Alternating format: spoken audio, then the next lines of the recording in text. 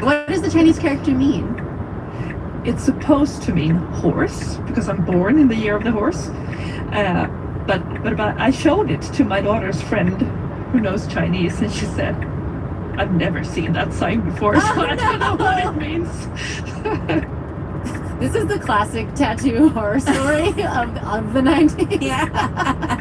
So she's relatable is what I'm saying. Yes, she's very relatable. So she decided to learn Chinese. No, she decided to look into tattoos and health. I was ready to go with you on that journey. She zoomed in on cancer for the reasons we talked about before, the potential carcinogenic ink, and also we know that chronic inflammation can lead to cancer.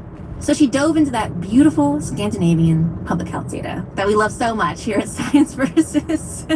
In Sweden, we have these very, very, in terms of research, useful national registries where we all end up, whether we like it or not. So it has full population coverage. And especially for cancer, we have the National Cancer Registry.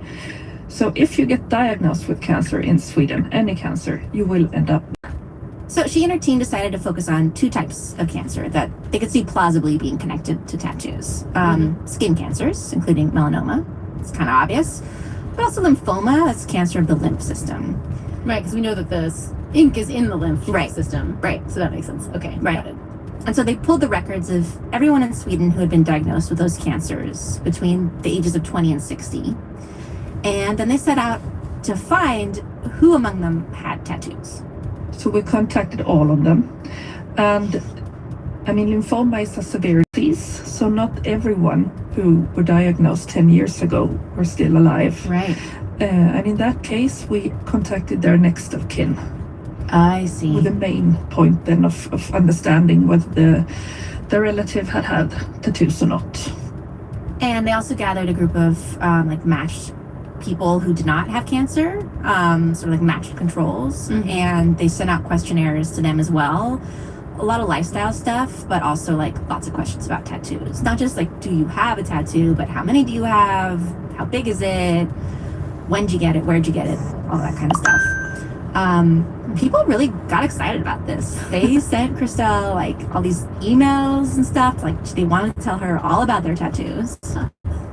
It's nice to get to know your participants in a way. And some still send me postcards. It's really, really sweet. So the data started coming back, and Christelle was working closely with one of her co-authors, but this was during the pandemic. They weren't together that much. So one day, Christelle found herself just crunching the data alone. I was, in my house. It was just me, and I had the data there, and I just needed to have a look. And then there were the preliminary results, and I just threw myself at the phone and told her that, well, we might actually have something here. Whoa. I know. Yeah. So she found something when it came to cancer risk. So first, lymphoma. With an increased risk of lymphoma among those with tattoos. Compared to those who did not have tattoos, their risk was 20% increased. They also found about a 30% increased risk of melanoma. Wow, that seems big. Is that big? Well, here's Christelle on that. So we're talking about relative risk increases. So the risk on an individual level is small. People shouldn't be freaking out. Because it's that sort of situation where a 20% increase risk is serious, but the original risk might be very small. Yeah. So the new risk, even 20% higher, is still not like astronomical. Right. Is that the idea? Exactly. So like in the US, according to the National Cancer Institute, the absolute risk of getting lymphoma is about 2.2%. So if we apply Christelle's finding to that, it suggests that a tattoo might make that risk go from 2.2 to 2.64%. And then for melanoma, it would be like starting at 2.2%, going to 2.9%.